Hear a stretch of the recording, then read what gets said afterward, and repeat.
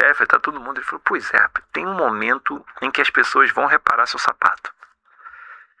E o cliente ficou assim, do tipo, como assim? Ele falou assim, quando você ajoelhar.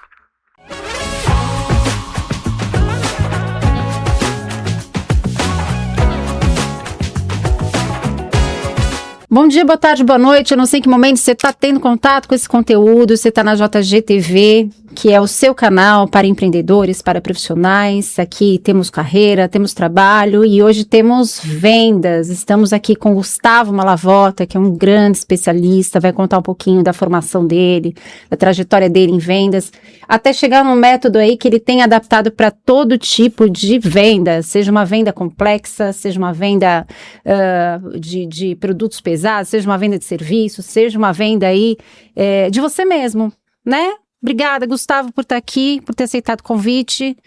E vamos iniciar esse papo, que eu tô curiosa. Eu também, vendas é o meu calcanhar de Aquiles também. Acho que acredito que de muitos empreendedores. Que legal, Jussara. Primeiro, obrigado pelo convite. Afinal de contas, é sempre um assunto polêmico. Quando a gente fala de vendas, as pessoas confundem de uma forma geral vendas com a oferta, com a coisa de oferecer para todo mundo, de vender para qualquer pessoa. Vai um pouco além disso. Eu vou ter um prazer enorme estar aqui com você, desmistificando algumas coisas que eu acredito que seja ainda confuso na cabeça da audiência. Muito bom. Gustavo, então vamos começar do comecinho. Como disse um convidado aqui, eu repito o tempo todo, eu vou ter que começar a pagar royalties para os convidados, porque eu fico repetindo as coisas que eu acho legais.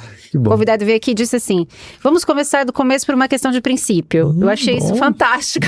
E eu repito o tempo todo. Muito bom. Então vamos começar do comecinho, aí você vai me contar um pouquinho qual foi a sua trajetória comercial, a sua trajetória empreendedora para chegar num método de 10 passos, que a gente vai falar bastante aqui do teu método. Que legal. Conta pra gente um pouquinho como você chegou nisso. Boa, vamos lá. Vou te contar um short story e aí você vai aprofundando junto comigo. Pega a sua veia jornalística, me ajuda vai cavucando, a cavucar. Bom, eu começo como muitos vendedores, caindo nisso, quase que de paraquedas. Minha mãe, com 17 anos de idade, me obrigou a trabalhar e falou assim, chega, você com 17 anos já tem muito tempo para fazer coisas boas, além de ficar em casa vendo televisão. E na minha época não tinha o pleno emprego que tem hoje. Né? Hoje você tem uma bicicleta, você consegue entregar uma mercadoria, você tem um carro, você consegue dirigir por aplicativo. Estou falando de 27 anos atrás, só tinha carteira assinada.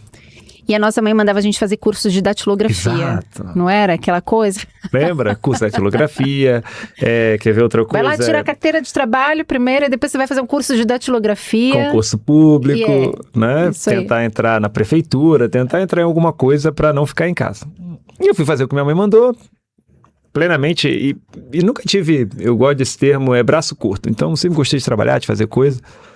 E aí, minha primeira oportunidade foi no telemarketing.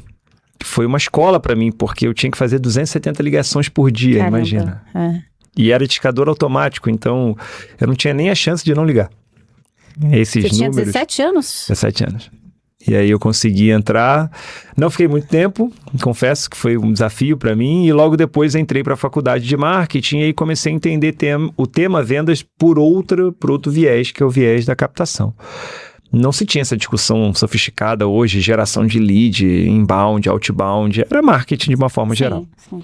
E como eu estudei na SPM, que é uma escola tradicional de propaganda e marketing, eu queria ir para a área da consultoria, eu não queria ficar na área da propaganda, porque eu tinha um certo medo. Engraçado isso, e com 18 anos isso meio que se concretizou, né? Porque a propaganda mudou muito de 20 anos para cá. Né? Essa propaganda tradicional que a gente tinha, dos grandes gurus, lembra? O Austin Oliveto, a gente perdeu um pouco essa mão da publicidade, que pulverizou muito, na minha opinião, para essa mídia que a gente utiliza hoje. Então, eu caí nas vendas, eu posso dizer isso. E aí, logo depois disso, eu fui entender um pouco melhor essa parte de vendas pela parte do varejo, que foi, eu digo que eu entrei pela porta dos fundos. Como eu fazia marketing para um grande varejista do Rio, de colchões, que era a Sonoleve, bem conhecido, bem lembra? Conhecida. Depois, enfim, foram vendidos, e aí eu perdi um pouco o contato com a marca, confesso, e aí eu comecei a ver essa parte de treinamento e desenvolvimento pelos fundos.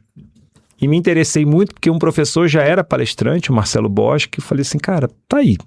E eu lembro que um dia ele faltou a uma aula que ele ia dar, ele falou, apresenta o nosso case lá.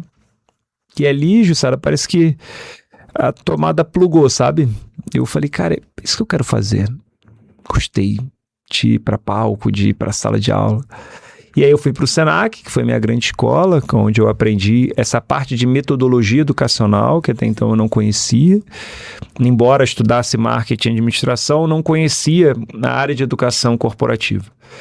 E aí dali foi meu primeiro grande salto para eu poder depois ir para a academia novamente, num mestrado, para desenvolver o método que deu corpo ao método 10 ações, que é um método onde a gente simplifica o conceito de vendas em 10 atividades. Muito bom. Que a gente aprofunda daqui a pouco, mas essa é a história curta. Muito bacana. A gente recebeu aqui no podcast um convidado que é o Luiz Grotera, que foi um desses gurus aí da propaganda e do marketing. Uau. Na época de Oliveto e tal, bem premiado. E ele fala exatamente isso, né, que a propaganda foi para 2 caminhos, né? A gente tem o branding, né? E a gente tem vendas, né? Que o marketing em si ficou o marketing, a propaganda ali no meio ficou uma coisa meio, né? Difusa, bagunçada, enfim. Você vê essa bagunça hoje em dia, por exemplo, na empresa. Quem é de marketing tendo que vender, quem é de vendas sendo obrigado a fazer marketing, você vê essa confusão? Vejo porque eu acho que é complexo, né? Não acho que é um descaso ou muito menos uma falta de interesse. É complexo, até porque a gente usa o termo que é SLA, né? Que é a linha que divide a minha atividade da sua atividade. Então, o que é do marketing, o que é de vendas? É um pouco confuso. Mas se a gente conseguir traduzir os conceitos para o negócio, fica muito mais fácil. Entendi. E não para a literatura. Entendi. Estava vendo seus livros ali, a gente estava falando sobre isso antes de ligar as câmeras, né? Então, a literatura, ela ajuda muito a gente a entender conceito, mas quando você vai para a aplicação prática, é melhor você definir isso internamente. Entendi. Isso eu acho que é o grande desafio. Então, o que é meu, o que é seu?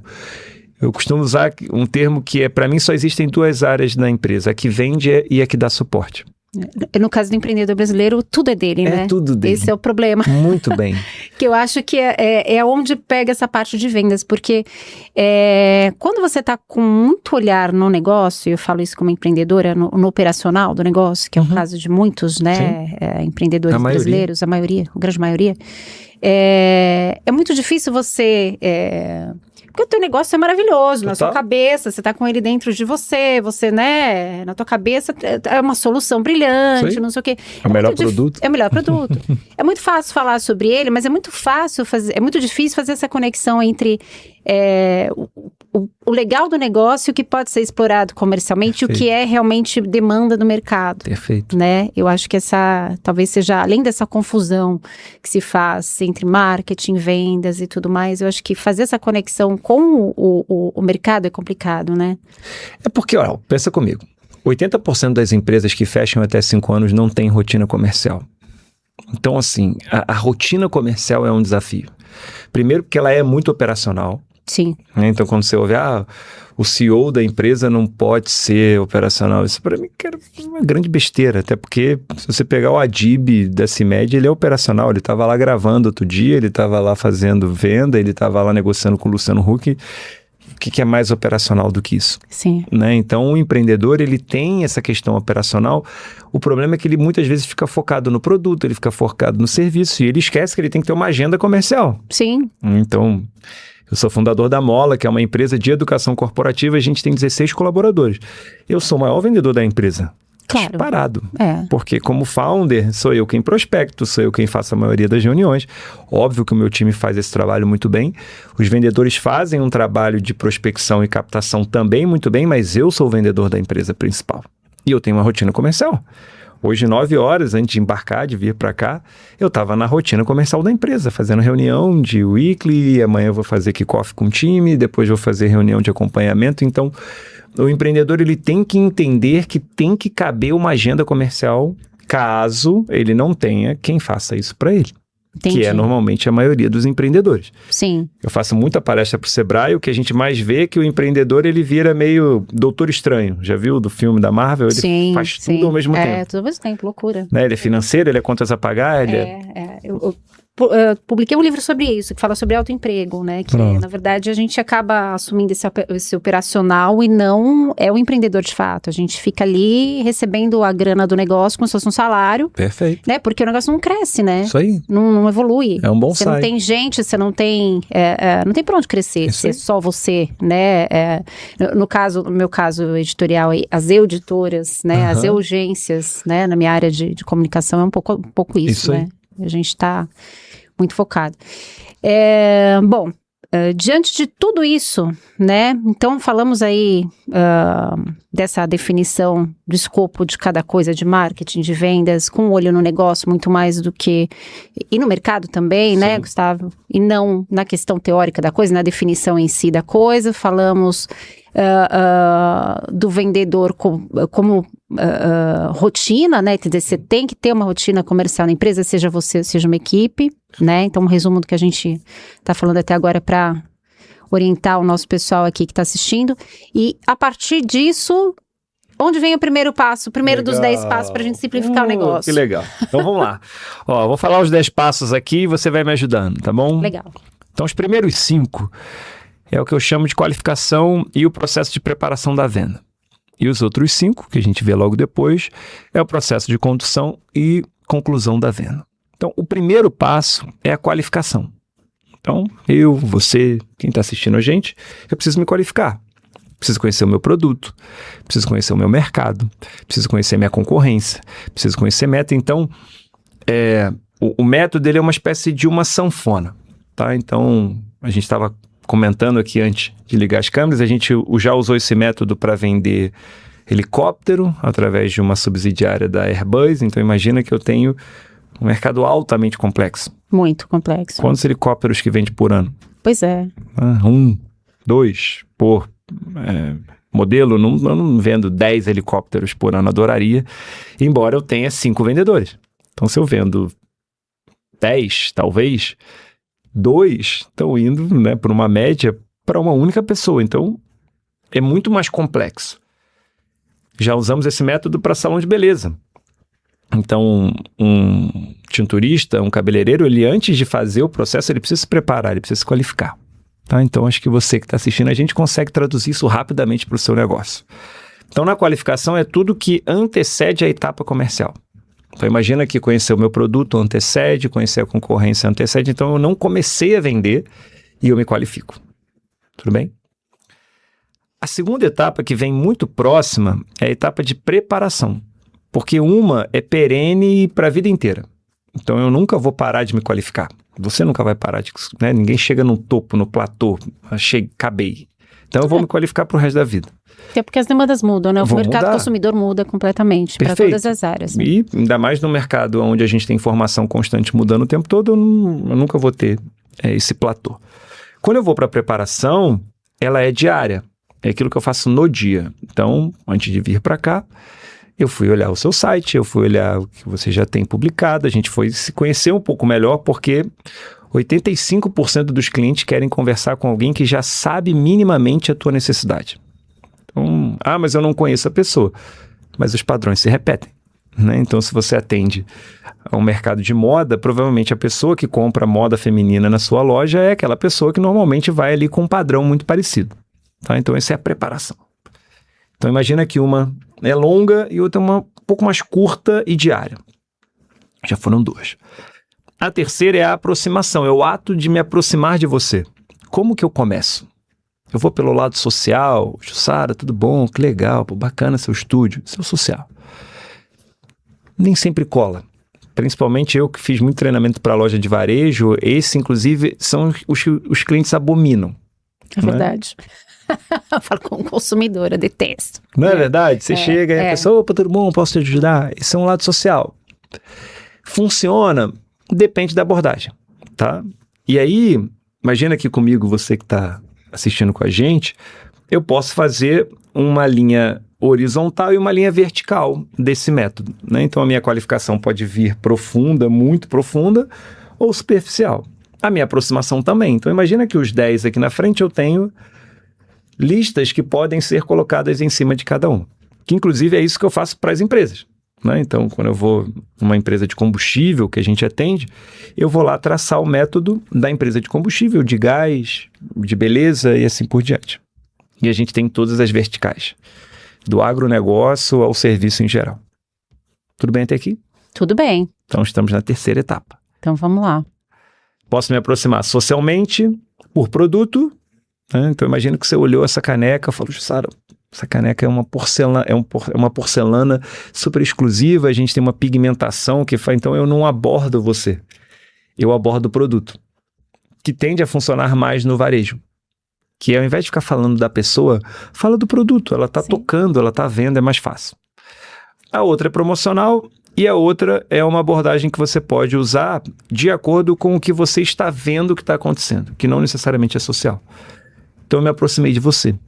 Rompi essa barreira onde 25% da venda acontece. Acontece logo no instante zero.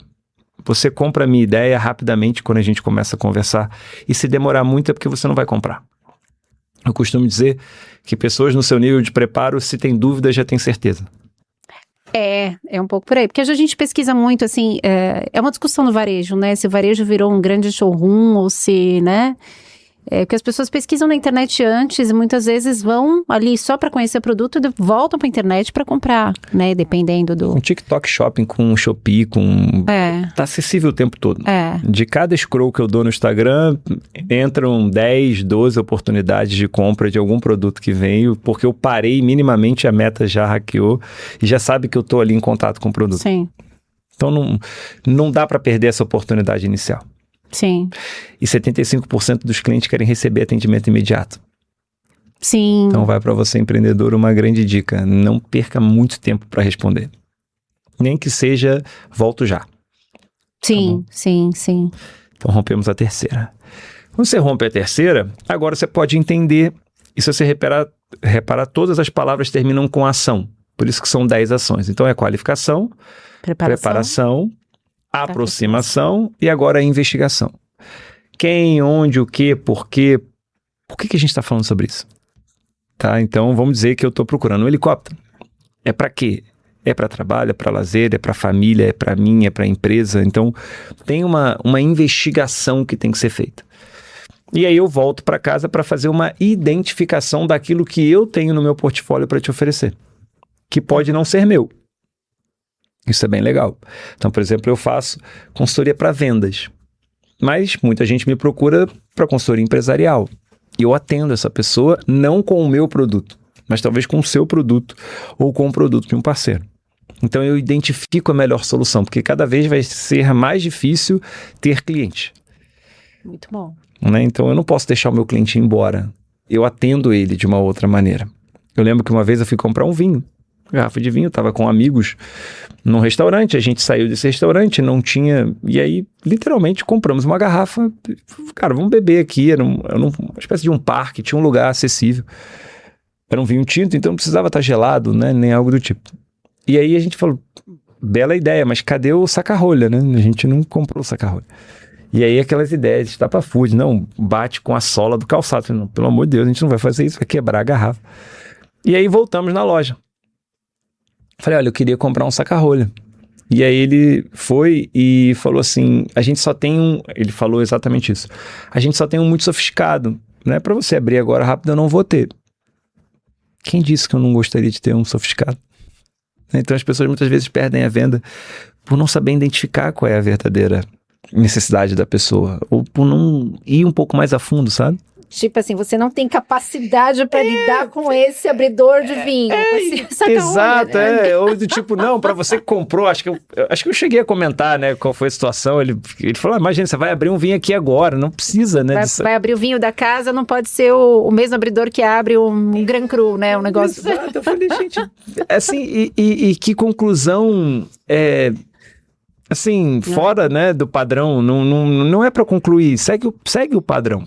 E eu falo isso muito, de vez em quando polêmico, o meu objetivo é fazer com que o vendedor pense o mínimo possível. Né? Porque se ele puder operar um processo, é muito mais fácil do que ele ficar, meu Deus, o que eu faço agora? Não, segue o plano. É muito mais fácil para você. Vamos parar nas primeiras 5, que senão daqui a pouco a gente vai embora. Vamos, o que você está falando faz muito sentido, né, essa última etapa, né, porque, por exemplo, a venda mais difícil que a venda é de um imóvel, né, porque um imóvel é uma coisa muito pessoal, né, então você fala assim, não vou mostrar meu imóvel do jeito que ele tá, eu vou pintar, eu vou fazer, eu vou acontecer, eu vou aquilo antes de mostrar, óbvio, né, que você vai mostrar o imóvel pintadinho, bonitinho, valoriza. Total. Só que tem uma questão que quem compra um imóvel já tem uma ideia do que quer fazer com aquele imóvel, que ele vai morar ali por uma vida, né. Então, assim, você vai perder uma oportunidade de venda porque você ainda não pinta, não vai. Você vai mostrar o imóvel. Se o cara quiser comprar no estado para fazer uma reforma, ele vai comprar no estado, ele vai entender o potencial do imóvel e vai comprar, né? Então, eu acho que é um pouco por aí. Não sei se você concorda. Não, concordo totalmente. Eu vejo, a gente faz alguns trabalhos também para imobiliárias, né? Fizemos...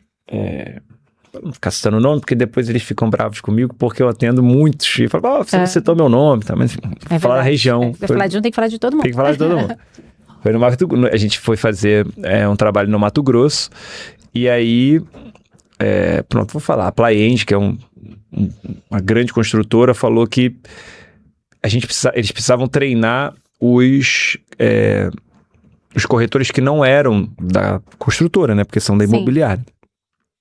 E a maioria dos corretores, em geral, não estou falando que são todos, eles têm muitos imóveis na carteira dele, ele não tem um imóvel. Né? Então ele acaba, por uma questão natural, não conseguindo se especializar em todos. Claro. É muito imóvel.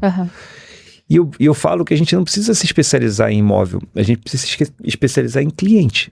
Sim. Né? Sim. Porque se eu entendo a tua necessidade, eu faço depois o trabalho com as informações. O problema é quando eu não tenho as tuas informações, que aí eu não consigo fazer o meu dever de casa. Né? Então, muitas vezes você sai de um 2 quartos para um 3 quartos ou um estúdio, mas como é que você sai? É por preço? Certamente você não está indo para uma proposta de valor, porque essa pessoa não foi lá para comprar algo mais barato. Ela está comprando algo que é para o resto da vida dela. Sim. O sonho do brasileiro continua sendo a casa própria, o primeiro sonho. O segundo era o emprego público, agora é ser empreendedor. Olha que legal. De preferência na internet. Né? Mas esse já é o segundo, eu achei fantástico isso, eu não sabia. E ele quer uma estabilidade. Então, você realiza 2 sonhos dele, que é a estabilidade e a casa própria, numa tacada só. Só que eu não estou vendendo um produto. Né? Eu não estou vendendo uma caneca, eu estou vendendo algo que é extremamente importante para essa pessoa. Então, eu acredito que falta se especializar um pouco mais. Aí, voltando nesse cliente do Mato Grosso, o desafio era colocar na cabeça dos corretores que não era para falar do produto, era para ter foco no cliente. E aí a identificação, que é o quinto item que eu te contei, eu preciso chegar aqui com muita informação. Para aí sim eu poder caminhar para a 6ª etapa, que é demonstrar alguma coisa para alguém. O problema é que as pessoas passam muito rápido por essas 4 primeiras etapas. E aí chegam desqualificadas na demonstração. Você falou da rapidez, é isso que eu ia te perguntar, assim, como fica hoje, né, essa condução desse processo decisório do consumidor, né, dentro desse cenário que a gente vive, que o cliente quer ser atendido de primeira e que a gente tem a internet oferecendo coisas o tempo todo, como que a gente organiza isso de uma forma rápida, né? Ótimo. Engraçado, sabia que o desafio não é ser rápido? O desafio é ser consistente. Quer ver um exemplo? Pensa num produto que você colocou, vê se você tem uma mania que eu tenho também. Alguns sites de compra eu deixo um monte de produto esperando lá. No carrinho. Então, Mercado Livre. Né? Tem lá um monte de coisa que eu nunca comprei, mas que tá ali, porque eu tô meio que pesquisando. Tá. O Mercado Livre, ele adota uma estratégia de não voltar no cliente para perguntar o motivo pelo qual não comprou. Faz sentido, porque ia ser desafiador para ele gerenciar toda essa estrutura, então ele prefere ficar no meio entre o vendedor e o cliente. Perfeito. É uma estratégia, tá? Se eu sou o dono do Mercado Livre e só eu vendo os produtos, eu certamente teria um time de vendedores para quando parar no carrinho da Jussara, eu ir lá e falar o que houve, né? Por que você não comprou?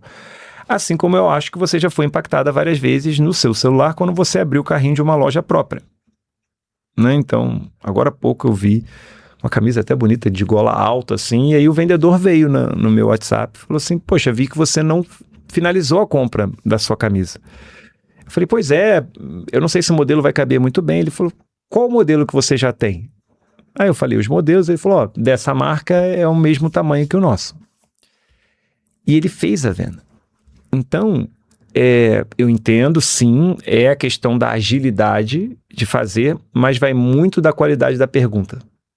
Quando a pergunta é boa, você responde. Nesse caso que você está trazendo, não é só a questão da qualidade da pergunta, é o conhecimento do vendedor. Poxa, ele sabe que aquela camisa aquela marca que o cara já tem é igual a que ele está vendendo, né? O tamanho bate. Então, Lembra assim, a primeira ação, que é qualificação? que você precisa muito conhecer o teu concorrente, o mercado, Isso. saber quais são os produtos que você pode Isso aí. acessar num momento Ou desse. talvez, sabe, ele nem conhecia, mas ele foi rapidamente Olhou ali no Google e... Entendeu? É isso, porque aí sim, você vê, o Burger King tem essa discussão, né? A inteligência artificial vai substituir os vendedores, né? Uma preocupação natural.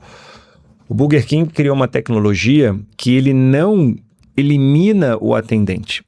Ele coloca a IA para observar o atendente. E aí, quando você não faz algo que está no playbook, ele te dá um feedback. Ó, você não ofereceu uma batata maior. Você não ofereceu para o cliente uma sobremesa. Porque ele sabe que essa interação é muito importante. Ele sabe que você ir lá e falar com o humano é muito importante. A Amazon tem mais de 160 mil atendentes. É óbvio que eles não foram treinados em todos os produtos da Amazon. Mas eles sabem exatamente ler um prompt. Sim. Então, se você liga lá, ele sabe quando que o seu produto vai ser entregue, se já foi entregue, por que que não foi entregue. Porque tem uma informação cruzada de base que quem fala é um atendente. Sim. Porque as pessoas ainda interagem melhor. Eu, por exemplo, identifico em você, obviamente, conversando, pela sua face, o que você está observando, o que você está pensando. Se você vai falar e você tomar, eu paro de falar. A inteligência artificial ainda não consegue fazer isso. Só que ainda tem humanos que aproveitam muito pouco isso.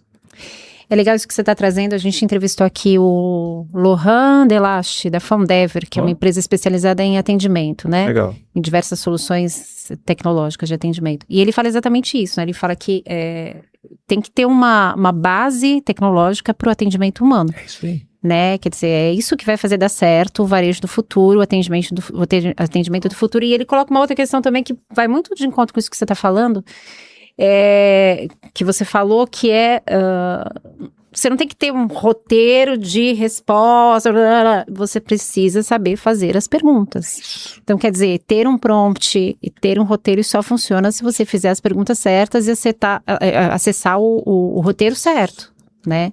Exato. Então, acho que é um pouco por aí. É porque as pessoas falam assim, mas aí é uma venda muito scriptada, robotizada. Esse é um termo, na minha opinião, mal utilizado. O que é robotizado? Uma voz de robô?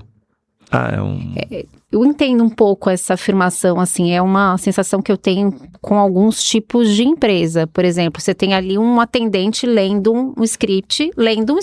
Ótimo. E não interagindo com o consumidor. Isso aí. Né? Que é uma dureza. Então ele não é um robô, certo? Porque se fosse um robô, teoricamente ele estaria fazendo muito melhor, né? Pois é. Né? É um termo mal empregado, inclusive. Pois é. É mal empregado, porque ele não é um robô, ele é um humano usando uma forma de comunicação equivocada. Porque, se você parar para reparar, o princípio básico da comunicação é o problema da venda. De um lado tem o emissor, que é o vendedor, e do outro lado tem o receptor. E no meio tem um canal e uma mensagem. Né? Quando o canal é fluido, a informação chega. E qual o canal que hoje não é fluido? O WhatsApp, extremamente fluido. Sim. A mensagem chega para você. Telefone, idem. São feitas 25 bilhões de ligações no Brasil por ano, dados da Anatel. E mais de 75% das ligações são atendidas. Por que não usa o telefone? Mas eu ligo, o cliente não atende. Tá, você ligou uma vez. A média é 8. Ou será que o Itaú, o Bradesco, os grandes bancos não sabem o que estão fazendo? Será? Do tamanho que eles são, e continuam te ligando, por quê? Mas... E se ele não conseguir falar? Você tem WhatsApp, você tem e-mail, você tem telefone, você tem pelo menos uns 7 ou 8 canais disponíveis hoje. A gente tem principalmente considerando o nível Brasil, né? A gente tem uma gama de nuances aí, de realidades, né? Diferentes. Cada canal de comunicação Claro. funciona para cada público, né? Isso vai de região, de faixa etária, de perfil, de tudo, né? E Então, Mas por que não... Da onde que não está funcionando a estratégia do canal? O problema não é do canal. sim. É só desmistificar isso, entendeu? O é. problema não é do canal. Não. O canal não tem problema. É da estratégia. É da estratégia. O canal certeza. varejo físico funciona? Claro, você vai lá, a loja está aberta. Sim, É a estratégia que está sendo executada que pode não estar operando, mas não é um problema de canal. sim, Aí talvez seja uma discussão de problema de mensagem. sim. Então não é um problema de venda, é um problema de comunicação. É. Você chega lá, tem tal produto na loja? Não. Então, o cliente não foi comprar o produto, ele nem conhece. Ele não sabe a diferença de cetim para viscose. Ele não sabe o que é seda egípcia, ele não foi a menor ideia. Ele foi lá ver se tem algo para ele ir para festa. Aí, se ele chegar lá e você convencer ele de que aquele, inclusive, não é o melhor produto, por que não levá-lo para um outro? Sim, Imagina que você vai alugar um vestido de festa. Você sabe o que você está indo alugar? Certamente não. não. Certamente não. Você pode ser uma estilista, ok. Eu tô Não, dizendo uma pessoa normal. Aí você tá apelando pra indecisão tipicamente feminina, né? Que Que a gente bom! chega ali com aquele mar de roupa, a gente realmente não sabe o que a gente quer, né? Um pouco Não por aí. é? E o que mais eu quero é alguém para falar, é de dia, é de noite, é o quê? Você vai ser madrinha, é alguma ocasião especial. Então, é muito mais sobre pessoas Sim, do que sobre produto. sim. Tem uma história muito boa, um amigo que ia se casar, e ele estava em casa, e normalmente no casamento tem o dia da noiva, né? E a Sim. noiva foi pro dia da noiva e ele ficou em casa. Sim. E ele estava meio assim, revisando a roupa e tal, no dia do casamento. E o casamento ia ser à noite. Aí ele olhou lá e estava revisando lá sapato, meia e tal. Aí ele olhou o sapato e falou assim, pô, esse sapato é legal, né? Na cabeça dele, a atriz da festa é a noiva, né? Então ele fala, o sapato tá bom, é um sapato que ele já tinha. E o cinto não tava. Aí ele foi numa loja e foi olhar o cinto. Ele falou, ó, vou casar hoje. Aí o vendedor, nossa, vai casar hoje? Ele falou, vou casar. Caramba, que legal. Aí avisou as pessoas, o noivo aqui na casa, que legal. Vai todo mundo naquela comoção. Aí ele falou assim, tá, mas o que você tá fazendo tão tranquilo aqui, né? Às vésperas do seu casamento. Ele falou, vem ver um cinto, porque o meu cinto não tá legal. Aí o vendedor, astuto, foi perguntando, tá, mas como é que é a roupa, a cor? Aí foi falando, é um fraque, vai ser assim, assado. Olha, vê esse aqui, ele é um preto. É um preto simples, acho que combina bem, seu sapato é preto. Aí ele olhou para o cliente e falou assim, e o sapato? O cliente falou, não, o sapato eu já tenho. Ele falou, poxa, mas é o seu casamento. Ele falou, não, mas a atriz é a noiva, eu vou entrar primeiro. Verdade. É ela que vai entrar por último, vai fechar a porta para quando ela entrar. Ele falou, aí o vendedor falou para ele, poxa, mas as pessoas reparam, né? Sapato é uma coisa importante, você é o noivo, afinal de contas, vamos ver um sapato. Ele falou, não precisa, eu já engraxei, tá ótimo e tal. Ele falou, sabe o que é? Você vai ter convidados? O vendedor falou. E o noivo falou, claro, não, as pessoas mais importantes da minha vida vão estar lá. Ele falou, chefe, não, meu chefe, tá todo mundo. Ele falou, pois é, tem um momento em que as pessoas vão reparar seu sapato. E o cliente ficou assim, do tipo, como assim? Ele falou assim, quando você ajoelhar, sola de sapato não disfarça, então uma dica é... Vai com o sapato novinho. Vai com o sapato novinho, né? Você pode se arrepender. E o cliente levou o sapato. Então, óbvio, né? É um exemplo de como que você consegue convencer a pessoa daquilo que ela não sabia, que ela não queria e que ela está precisando. Então, acho que... né? Vamos percorrer as etapas, eu precisei me qualificar, eu precisei me preparar, eu precisei conhecer o cliente, me aproximar, identificar. Então, quando você perpassa muito bem todas as etapas, dá essa sensação que você está me dizendo de fluidez. Então, ela não acontece porque a pessoa tem uma habilidade, sem dúvida uma habilidade, mas algo fora do comum. É algo comum. Você só precisa treinar para conseguir desenvolver melhor. Legal, vamos retomar então o roteiro de tudo que a gente falou. Falamos da qualificação. Isso, depois preparação. Aproximação. Investigação e identificação. São os 5 primeiros passos. Olá, Fábulas! Eu sou Carla Delia, especialista em inglês para o trabalho, mestre em linguística aplicada pela USP, LinkedIn Top Voice e fundadora da Save Me Teacher. Eu estou aqui para trazer dicas rápidas de inglês corporativo que você pode colocar em prática no trabalho e usar para impulsionar a tua carreira.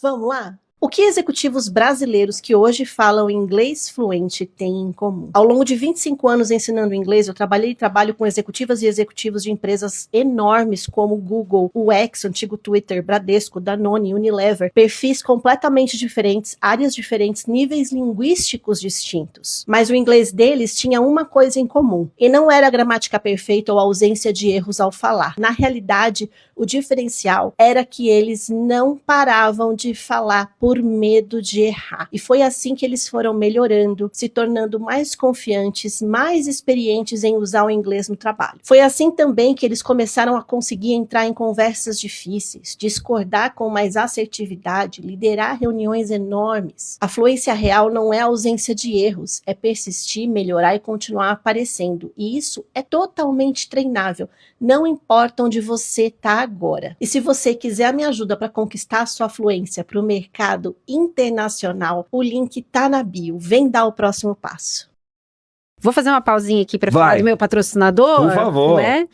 Vamos falar então da Natural Step. Você que tem uma questão osteomuscular, tem artrite, artrose, tem uma questão aí com diabetes, uma pele mais sensível, enfim. Nós temos aí os calçados da Natural Step, que está aqui com a gente, está patrocinando os nossos vídeos. Vai aparecer aqui para você no GC o endereço do site da Natural Step. Nós temos um cupom de desconto, JGTV 2026. Esse cupom vai dar direito para você, junto com o desconto que já tem lá no site, você vai poder economizar aí em torno de 25% do valor do calçado. Então presta atenção, acesse o site e o calçado é maravilhoso, super tecnológico, feito à mão, fantástico, você vai adorar. Então Natural Step, cupom aqui do lado, vamos lá, vamos ter 25% de desconto. Vou aproveitar também na sequência, já pedi para você acessar aí o sininho aí embaixo do vídeo, curta, compartilhe, comente os nossos vídeos, me diz aí o que você está achando dos 5 passos, 5 primeiros passos de venda, se você segue, se você não segue, comenta aqui embaixo pra gente. Vamos lá. Então, agora é o 6º passo. 6º passo, então vamos lá. O 6º passo qual é? Agora você vai demonstrar esse produto para a pessoa. Legal. Tá? Porque você sabe o que ela quer, como ela quer, por que ela quer e por que de algum motivo ela chegou até você. Quando você demonstra, você não vai falar daquilo que você está vendo. Você vai falar daquilo que conecta com o que ele quer. Sim. E é aqui que normalmente alguns vendedores erram. Porque ele fala daquilo que ele sabe.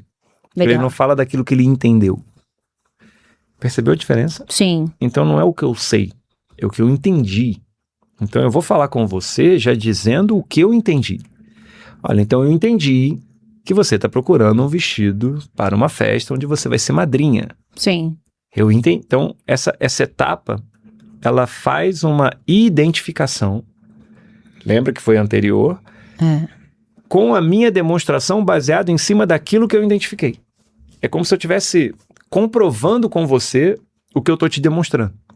Legal. Então, né? Então, ó, pelo que você está me dizendo, você está procurando um sapato confortável. Você acabou de falar, eu estava aqui ouvindo. É. Né? Pelo que você me falou, para você ficar atenta a uma artrite, uma artrose, você vai ter que ter um solado diferente. Então, eu estou atento ao que você falou e estou conectando com o que o meu produto tem. Porque eu não vou te mostrar o que eu quero. Eu vou te mostrar o que você precisa. Claro. Uhum. Só isso já agrega muito a algo que as pessoas fazem pouco. 6º. 7º. Eu vou complementar. Porque você nunca quer uma coisa só. Você quer uma solução. Então tem que complementar sempre. Então um sapato pede uma meia, um cinto pede um sapato pede um cinto. Sempre tem um complemento daquele item principal. Tô indo mais rápido, depois a gente volta, tá? Não, vamos lá. Então eu demonstro e complemento. Vamos lá. 7º. 8º. Eu vou argumentar com você caso você tenha alguma objeção. Ah, mas eu não sei o tamanho do sapato do meu marido, do pé do meu marido. Beleza?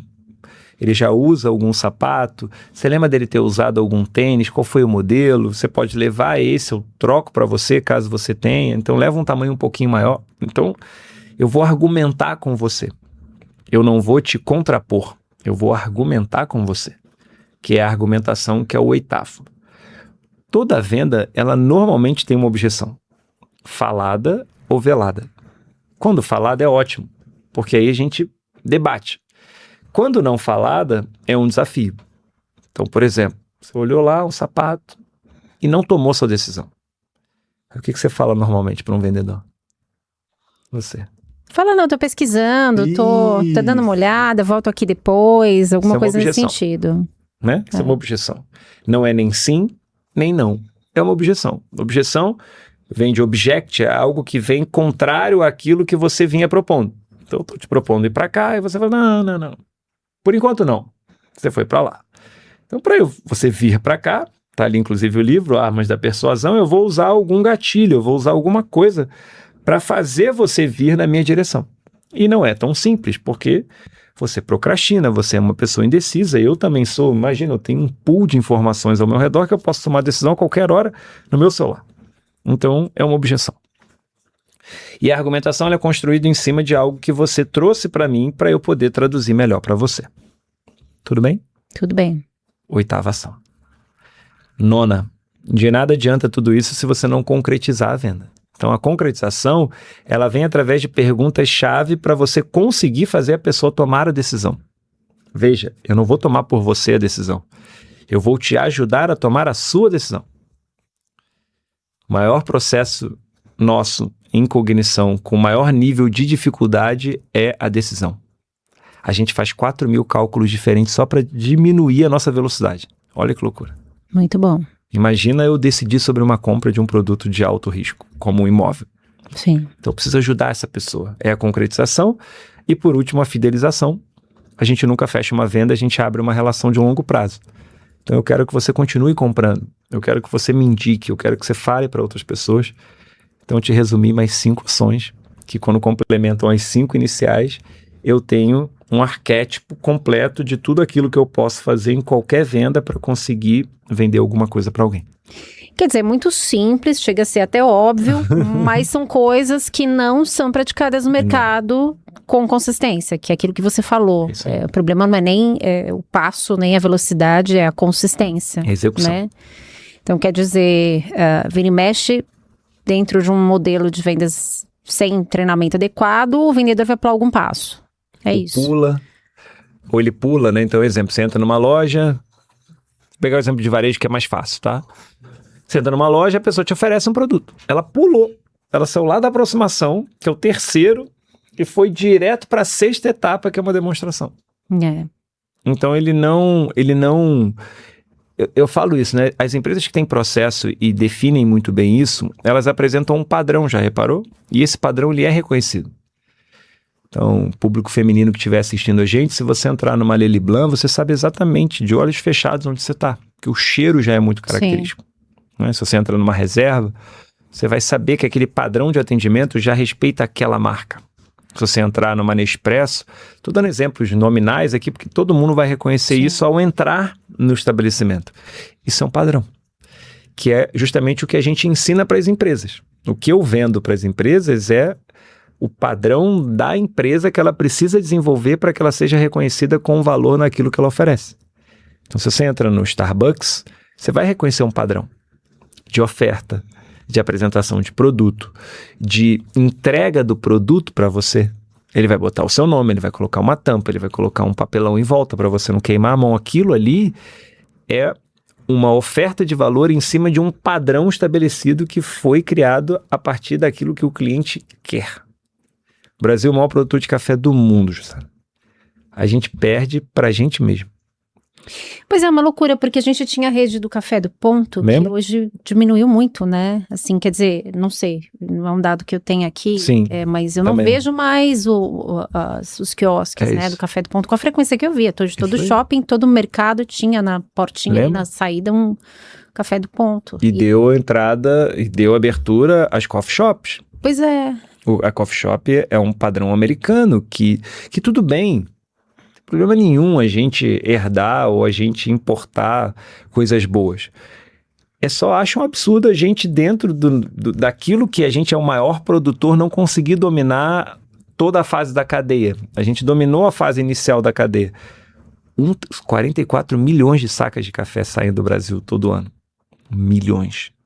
Então a gente dominou muito bem a cadeia produtiva, a cadeia de distribuição, mas quando chegou do varejo para fora, eu acho que a gente não soube ofertar valor suficiente para que essa matéria-prima saísse do estágio de commodity para um nível elevado de geração de valor, porque na minha opinião é só isso. Inclusive, para quem é profundo conhecedor de café, que não é o meu caso, nem se adoça café.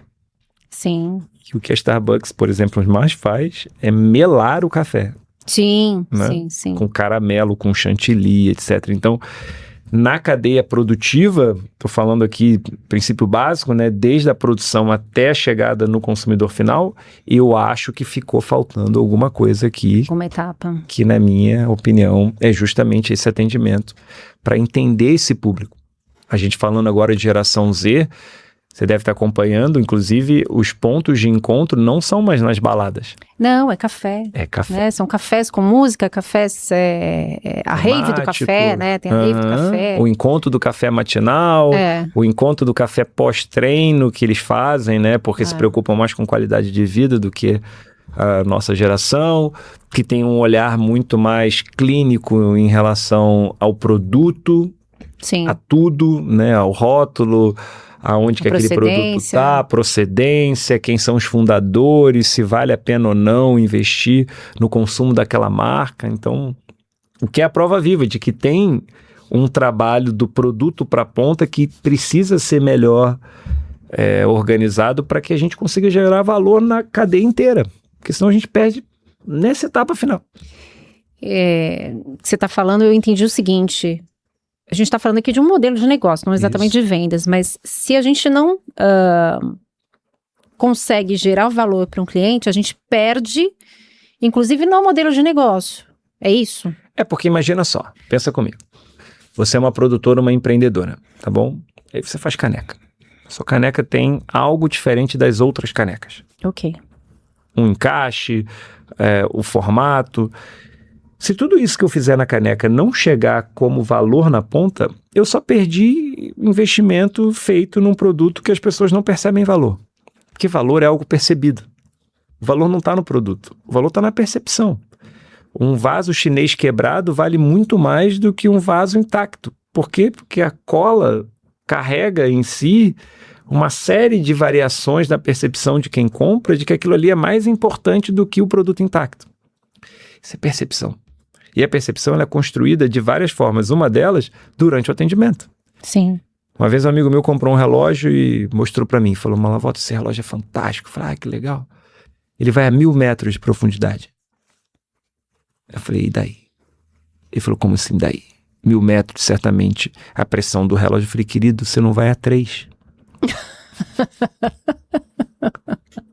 Tipo, alguma esperança de achar o relógio no fundo do mar e se perder, né? Aquela coisa assim. Pré-sal, assim, não vai achar profundeza, você não vai ter nenhum acesso.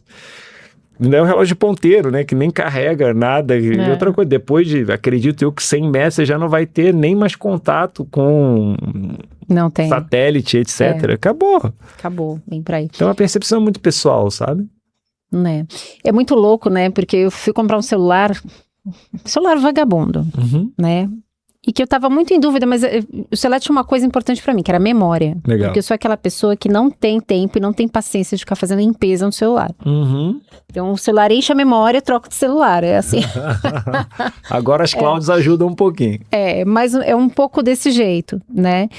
E tava ali vendo modelos e tal, não sei o quê, tava com a minha filha de 15 anos e a vendedora me passando algumas especificações e tal, não sei o quê. Aí a minha filha começa a ver os modelos, a olhar os papeizinhos, a pesquisar a ficha técnica, né, dos celulares atrás, a pesquisar na internet, não sei o quê. Em 15 minutos a minha filha me vendeu um celular. Percebe? Porque ela falou, mãe, mas tem isso aqui, desta marca, nesta loja, vamos ver, vamos não sei o quê. Aí eu fui, aí eu vi, aí eu comprei o celular que a minha filha me indicou. Você percebe? Né? Então, é muito engraçado, né, assim, eu sou um exemplo de como o vendedor, ele tem que estar muito né? Muito ligado, muito, Tá muito fácil. bem treinado, muito... Jussara, tá fácil. Antigamente era difícil. É, Eu tenho 43, vou fazer 44. Eu tinha que estudar com enciclopédia. Tinha Barça, tinha Conhecer. é. Hoje em dia você pergunta como, ele já responde pra você. Ele tá gravando a gente agora. Ele já sabe, inclusive, o que a gente pode optar por querer, entendeu? Só que as bom. pessoas não estão usando a tecnologia que está disponível. Não tô falando uma tecnologia que não está. Tô falando que está acessível aqui pra nós, como a Sim. sua filha usou muito bem. Pois é. E poderia ser qualquer outra pessoa que tivesse É. essa proatividade, essa comunicação. E Que é muito entendimento mais, da né? necessidade É de isso. quem tá ali procurando o produto, né? Que é o Lembra lá a etapa voltando lá? para É isso aí. as A primeiras identificação. etapas. Exatamente. Né? Muito bom.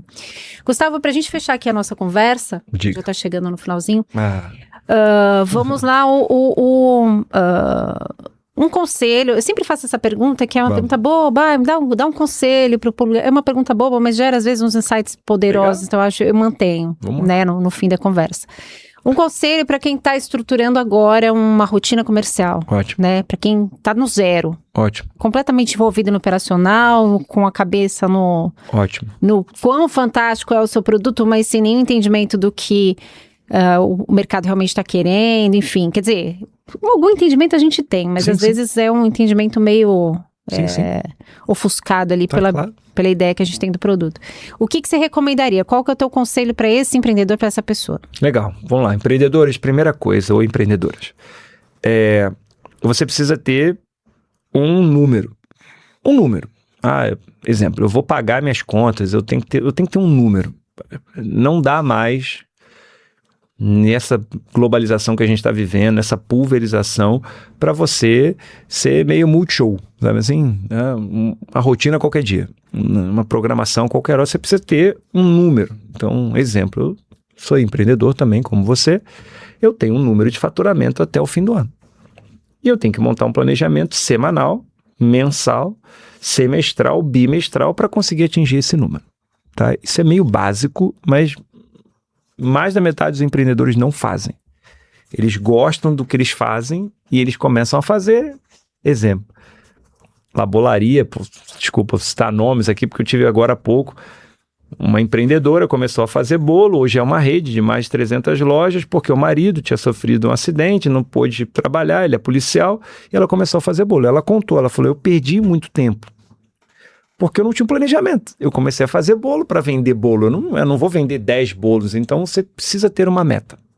Assim como a gente tem meta para beber água, para dormir. Uhum.